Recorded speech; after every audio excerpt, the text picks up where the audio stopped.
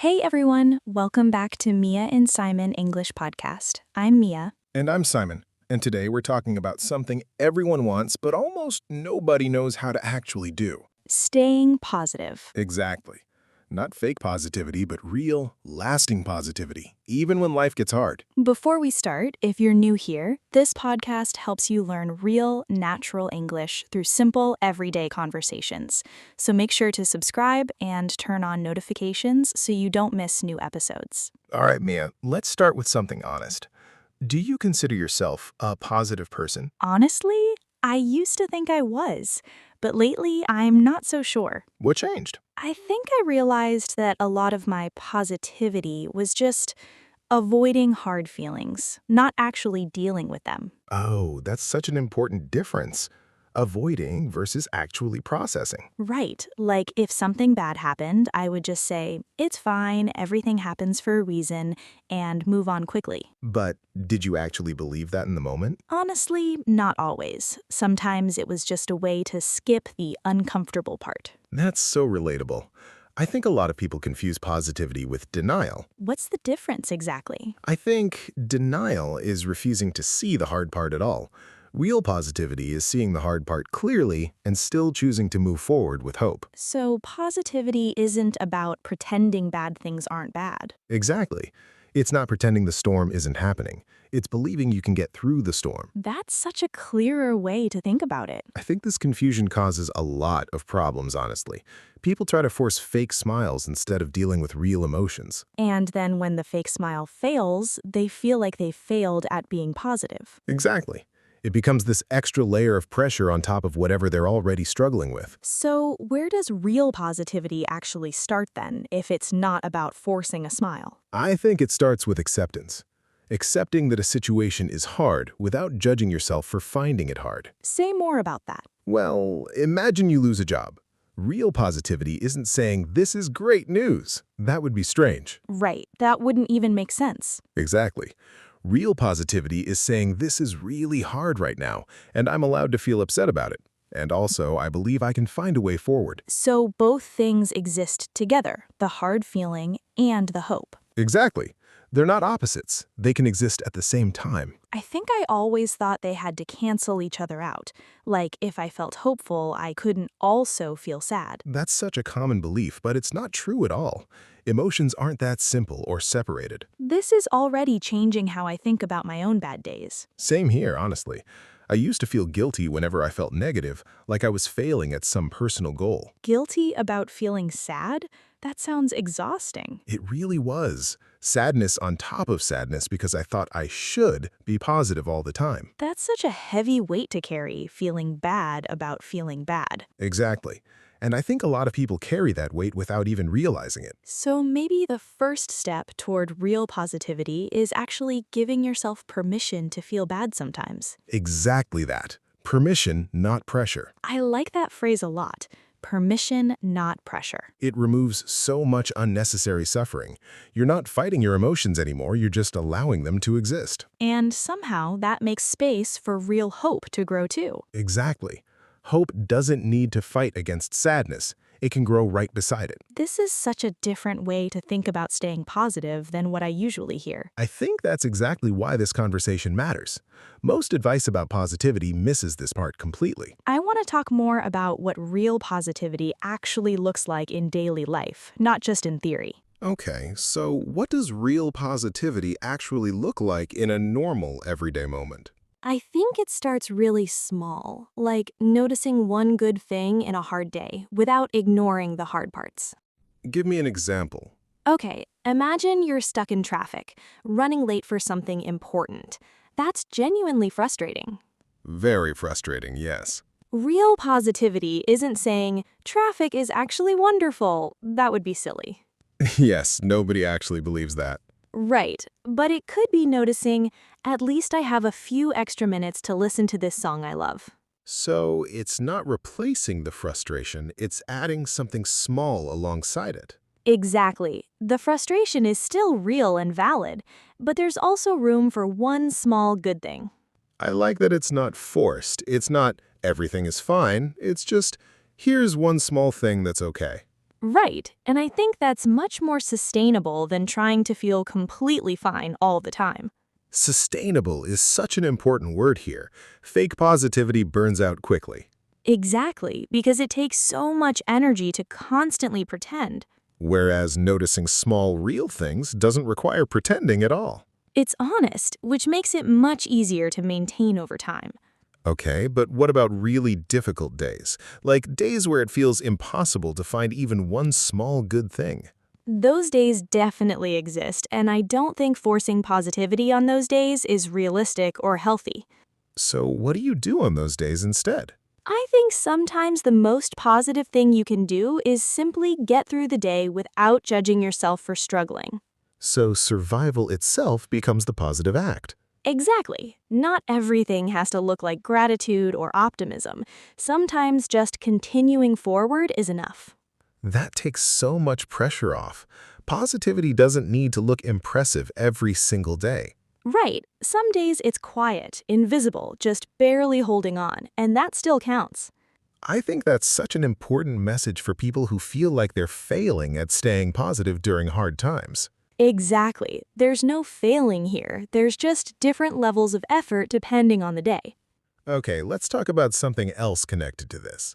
What role do other people play in staying positive? Oh, that's such a big factor. I think who you spend time with affects your mindset enormously. How so? Well, if you're constantly around people who complain about everything, it becomes very hard to stay hopeful yourself. Right, negativity can be contagious in a way.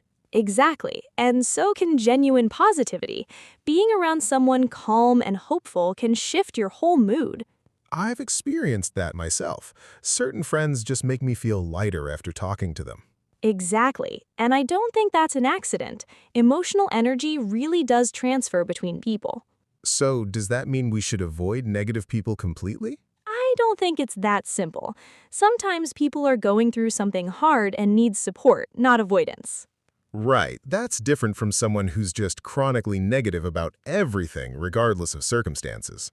Exactly. There's a difference between someone struggling and someone who's simply draining to be around consistently. So it's about balance, maybe. Being supportive, but also protecting your own energy. Exactly that. You can care about someone without absorbing all their negativity into yourself. That's a healthy boundary, I think. It really is, and I think self-awareness plays a role here too, noticing how you feel after spending time with certain people.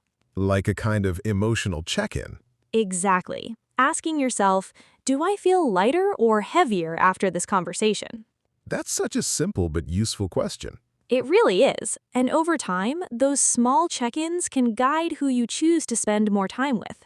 This is giving me a lot to think about regarding my own relationships, honestly. Same here. I think we're naturally influenced by our environment more than we realize. I want to talk next about specific habits that actually build lasting positivity, not just occasional good moments. Okay, so what habits do you think actually build lasting positivity, not just temporary good feelings? I think one of the biggest ones is gratitude, but done in a real way, not a forced way. What do you mean by forced way? Like writing down 3 things you're grateful for every day just because someone told you to without actually feeling anything. Oh, I've done that before. Just writing random things quickly to finish the task. Exactly. And that doesn't really create any emotional shift. It becomes empty repetition. So, what does real gratitude practice look like instead? I think it's slowing down enough to actually feel the appreciation, even for something small. Like really noticing the warmth of coffee in the morning instead of just writing coffee on a list. Exactly that. The feeling matters more than the list itself. That makes so much sense. It's quality over quantity. Right. One deeply felt moment of gratitude is more powerful than 10 rushed, meaningless ones. Okay, what's another habit that builds lasting positivity? I think movement, honestly. Physical movement has a huge effect on mood. Like exercise? Exercise, yes, but even just walking outside for a few minutes can shift your mental state. I've noticed that myself. Even a short walk can clear my head when I'm feeling stuck. Exactly. Movement changes something physically in the body that affects emotions too. It's interesting how connected the body and mind really are. Very connected.